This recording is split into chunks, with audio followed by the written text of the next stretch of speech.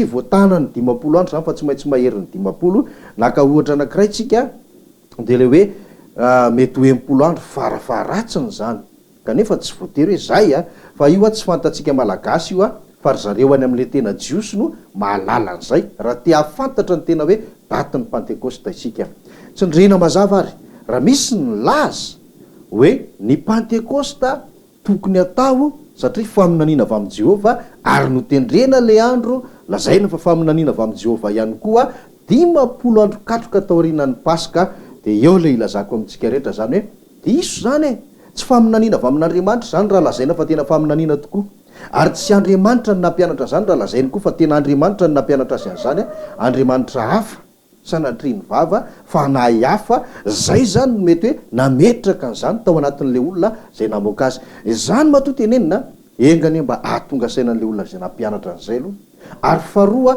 mba ahatonga atsika zay hoe ny hinana mambolony no tolorana fotsiny de ny hinana de nanaiky mba ahatonga atsika ho tonga sainainy koa zany am'izao fotoana zao hoe ay ve tsika ka ny hinana zavatra tsy izy de manomboka eto aitsio ny lalana vonjeo ny fanahinao anio ary ho toy an'izay rehetra zay raha fantatra ary ny tena Paska efa vita ny fampianarana momba amin'ny Paska iny efa fantatra ihany koa zany ny tena Pentecoste tsy maintsy andro alahady de misy koa andro firavoravona anankiray le hoe fitoerana amin'ny trano ratsakazo de am'izay fotoana zay manao lanonam-be ny vahoaka Israely hoe manofahofa sapandrofy manao fety be mihitsy de efa napetraka tamintsika moa hoe mitovy amin'ilay zavatra natao tamin'i Jesosy Kristy le niakatra tamin'i Jerosalema iny aloha zany tsindriko tsara tsy hoe iny vanim-potoana iny zany zay niakaran'i Jesosy Kristy tao Jerosalema iny no vanim-potoana n'lay fanofahofana sapandrofisiny karazany fa zavatra natao tamin'i Jesosy Kristy manokana iny izay fahataterahan'le tandindona ihany zay nisy tamin'izany fotoana izany ka andao aro jerevantsika hoe am'izao andro izao na hoe taorianany ny azo fijaliana ny Paska tsy tandremana tsony efa nianarantsika eto zany manahoana indray ny Pentecoste mbola tokony ilaina sa tsy ilaina misy aloha zany ity tenin'Andriamanitra ity zay efa kitsika vetivety anitsina ihany koa ny fahadiso-kevitra mahazo ny olona am'izao fotoana izao ao amin'ny asan'ny apôstôly toko faharoa de andininy voalohany na vakina hatrany amin'ny andininy fahaefatra asan'ny apôstôly toko faharoa andininy voalohany ka hatramin'ny fahaefatra zao ny vaky ny teny ary noho ny tonga ny andro Pentecoste dia teo amin'ny fitoerana iray izy rehetra ary nisy feo tonga tampoka avy tany an-danitra toy ny rivotra mahery ny mifofofo ka nanenika ilay trano ny angonany ary nisy lela maro nitarehinafo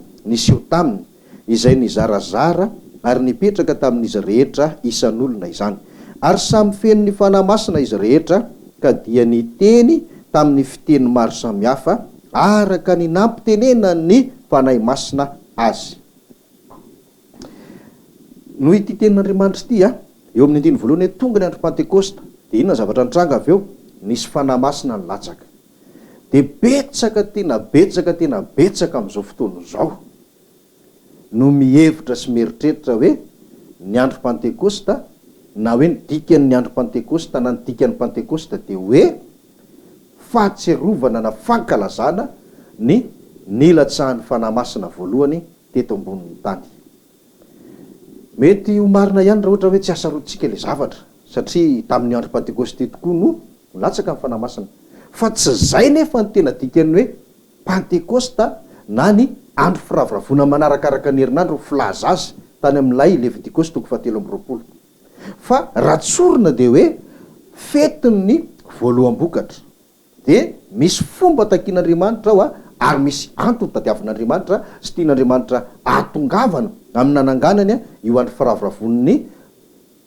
fanaterana voaloham-bokatra io zay fantaritsika amin'ny anarana hoe Pentecoste zany fa tsy noho ity teny ity akory fa talohan'iny efa nisy ny Pentecoste talohan'iny efa nisy io andro firavoravona io fa ny fanandrify indrindra tamin'io andro io no nilatsahan'ny fanahy masina misy antony zany zavatra zany tahaka an'le hoe ny fanandrify amin'ilay tena daty Paska ara-baiboly ihany koa ny nahafatesan'i Jesosy Kristy teo amin'ny hazo fijaliana misy dikany ihany koa zany zavatra rehetra zany fa ahitsinay kely fotsiny zany hoe tsy zay nefa tena dikan'ny Pentecoste fa sao de ho voafitaka ihany koa tsika de ho hitantsika moa zany amin'ny fifaranany ty fandarana ty hoe raha mino laingy ianao na mino fitaka ianao ahoana ny fijerin'andriamanitra anao. Averintsika vakina ary ty tenin'andriamanitra iray ty efa namalina ny fanontaniana mikasika ny pasika ihany hoe mbola tandremana ve ny pasika na hoe mbola tokony ankalazaina. De toy izany ihany zany ny pentekosta. Andao ary vakitsika aloha ny Kolosianina dia ny toko faharoa andininy fa 9 sy 17. Kolosianina toko faharoa andininy 9 sy andininy 17 amin'ny anaran'i Jesosy zanak'Andriamanitra lehibe ary. Koa aza vela isy tsaranareo ny amin'ny fihinana na ny fisotro na ny andro firavoravona na ny voaloam-bolana na ny sabata. Aloko ny zavatra ho avy ireny fa ny tenany dia any Kristy. Io teny io zany voalaza daholo zany hoe fihinana, fisotro, andro firavoravona, voaloam-bolana, sabata. Reo zavatra reo dia anisan'ny nasaroton'ny olona ihany koa tamin'io andro io. Satria nisy mpanompon'Andriamanitra resy lahatra naraka ny fahamarinana nandray an Jesosy Kristy vonina hiditra ho vahoaka an'Andriamanitra nefa jentilisa tany Kolosy. De nisy mpampianatra hafa tonga taty aoriana namangy ny fiangonana io. De nametraka an'izany fampianarana zany izy hoe nareo raha vao tsy manao an'ireto zavatra reto de very nareo. De lasa nisafiritaka ny sain'ireo mpivavaka ireo. De farany nanontany ny apôstôly Paoly zay nanangana ny fiangonana io. De namaly ny apôstôly Paoly tamin'ny alalan'ny taratasy. De izao vakitsika zao zany valiteny mikasika an'izay. Aza vela isy tsara nareo. Zany hoe aza manaiky tsaratsarain'olona, aza manaiky melohan'olona ny amin'izany zavatra zany fa tadidio izy reo zavatra reo. De inona daholo? Aloko ny zavatra ho avy. Zany hoe raha zay teny zay ny raisina amin'ny fijery tsy miangatra, aoka tena hijery amin'ny saina madio sy amin'ny tena hoe maso mahitsy isika rehetrarehetra, fa raha izay tenin'ny apôstôly Paoly zay ny raisina de hita hoe nanamaivana ary tsy nampirisika mihitsy ny amin'ny anaovan'ny olona indray reo zavatra ireo. Inona avy moa le izy? Fihinana sy fisotro. De inona avy moa zany fihinana sy fisotro zany? Tsy hoe resaka toka, resaka zavatra tsy tokony hoanina nefa hoanina, tsy zany io fa ampidiriny sasany amin'izany io Tsy azo tiany mihitsy zany io teny io. Fa fihinana sy fisotro mandritra n'ireo fotoana voatanisa ireo. Hoe ao zany ny andro firavoravona. Tadidio tsara fa vao nianatra mikasika amin'ny Pentekosta tsika de efa misy zavatra hoanina ingeo anatin'iny, misy zavatra sotroina ingeo anatin'iny. Ny pasika ihany koa tahaka an'izany. Ka le zavatra hoanina sy le zavatra fisotro sy ny fangarony rehetrarehetra tahaka ny hoe fanateram-panatitra sy ny fombafomba amam-panao isan-karazany, de reny zany no nambarany apôstôly Paoly eto hoe aloka fotsiny reny fa ny tena nosy dia any Kristy. Zany hoe reny tsinitsininy tsisy dikany reny nosy Paoly fa ity ny tena izy ty, ohatran'izay ny dikan'io. Ka raha zay teny zay zany no raisina de tsy mampirisika atsika anao an'le zavatra. Ka rehefa andro firavoravona zany de mitovy na Pasika na Pentekosta na le anankiray fitoerana mitrano ratsakazo. Dia io zavatra io ary no resahana amintsika eto, anambarana hoe mitovy amin'ny Pasika ihany eny amin'ny Pentekoste, ary mitovy ihany koa lay andro firavoravona fahatelo le hoe fitoerana amin'ny trano ratsakazo. Zany hoe samy efa tsisy dikany intsony samy efa rava, samy efa aloka, samy tsy tokony atao intsony.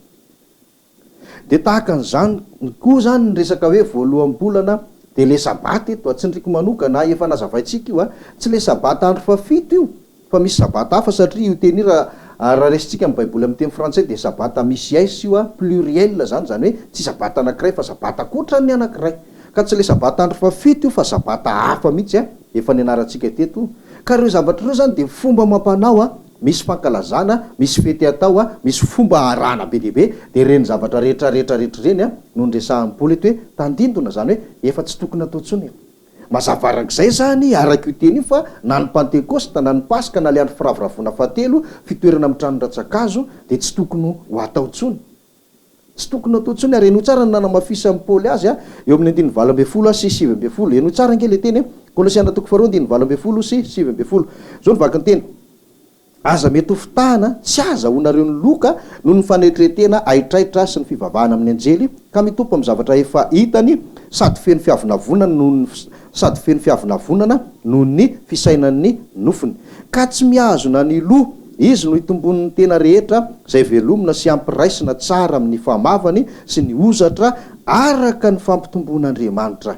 Eo zany misy teny anakiroa amin'izay andininy vakitsika zay 20 sy 20. Voalohany de aza mety ho fitana tsy azahoanareo ny loka. Zay mety ho fitana zany arak'izay de tsy mahazo loka. Iza moa ny resahan'ny Paoly hoe mety ho fitana. Zay manaiky an'le fampianarana efa tsy izy tsony, nefa lazain'ny olona fa izy zay natao hoe fitaka. De zay manaiky an'izay zany de ozy Paoly hoe tsy mahazo loka ianareo. Ka aza mety fitana. Inona moa ny loka? Fiainana mandrakizay nge ny loka e. Ka noho izany de zao zany teny zany dia raiso amin'ny fijery tsy miangatra ihany koa fa tsy mampirisika akory a. Tsy mampirisika akory fa mandrara zany teny zany. De ohatran'izay koa eo amin'ny 9:20 hoe raha manaiky fitana zany le olona de tsy mahazo loka, akoatran'izay tsy mihazona ny loha. Fantatsika tsara hoe iza moa ny loha? Jesosy Kristy io, zany hoe tsy mikambana amin'ny Jesosy, tafasaraka amin'ny Jesosy. Ka na ianao manao ny firaviravona mankalaza Pasika, na ianao manao ny Pentekosta, na manao an'le trano-dratsakazo, de tadidio fa aloka daholo reny. Ka zay mbola misisika efa Jesosy efa nandrava andreo, ka raha mbola misy tsika no misisika de mazava be le teny tafasaraka amin'ny Jesosy. Satria nahoana izy makaty tsy ilaina tsony reo, ianao mbola makaty mbola ilain'ireo. Izy ary ny teny tsy ilaina, ka ahoana moa tsika olombelona nilaza fa ilaina izy. Ka izay teny zay zany de efa ampy tsy asiana ady-hevitra be mihitsy ahafahantsika mandray fanapahan-kevitra hoe aleo zany ekena fa tsy tokony ho tandremana tsony na ankalazaina tsony re zavatra reo ity ny tena fanamafisany ity. Satria indraindray avadiky ny sasany hoe mampirisika Paoly amin'io fa tsy mandrary zany.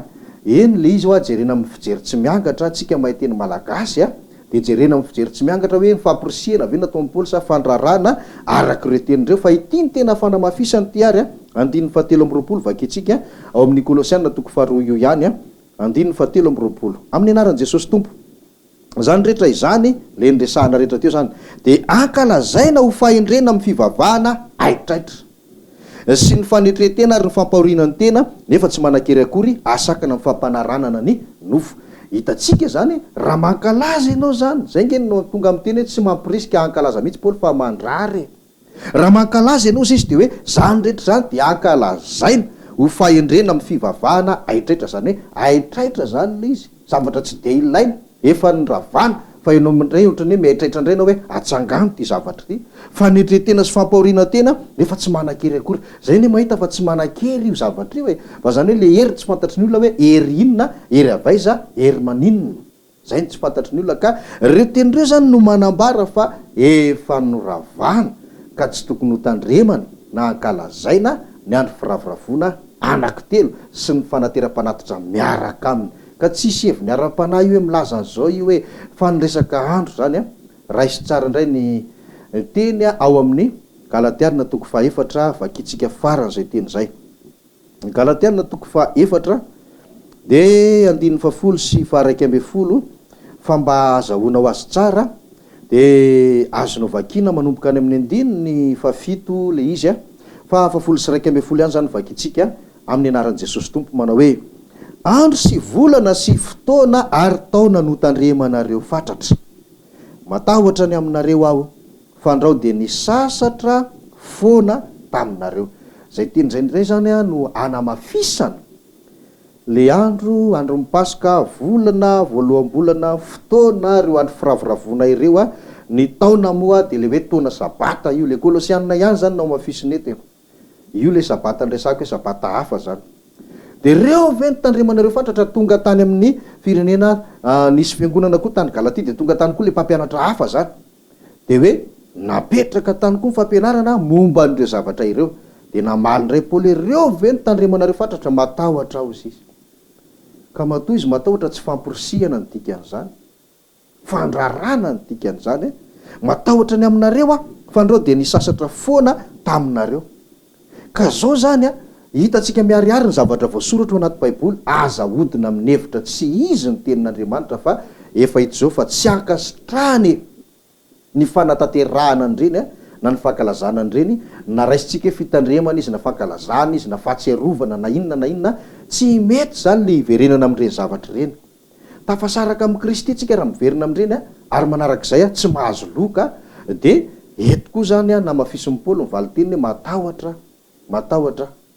Ka vita zany zay ny valy teny voalaza zany zay ny hevitra marina ao anatin'ny soratra masina hoe mbola tokony iaina amin'ny fankalazana ny remy ve tsika hoe fahatserovana na hoe fitandremana zay tenenana azy tsy maninona na pasika na pentekoste na le hoe andro firavoravoana fitoerana eo amin'ny tranondratsakazo araky ny valiteny mazava ao anatin'ny baiboly vakitsika de tsy tokony hiditra am'izany tsony fa raha miditra am'izany ianao misaraka amin'i jesosy kristy raha izay tsy mahazo loka mazava ho azy nahoana jesosy efa nandrava efa hitantsika fampianarana momba mipasika momba zany fandravan'i jesosy azy zany enao indray ve manangana tsy miara-dalana am' jesosy zany fanohatra lalana am' jesosy ny dikan'izany noho izany azadino le teny napetraky ny apôstôly paoly ihany ao amin'ny tesalonianina faharoa toko faharoa andininy faharoa mbe folo hoe rehefa tsy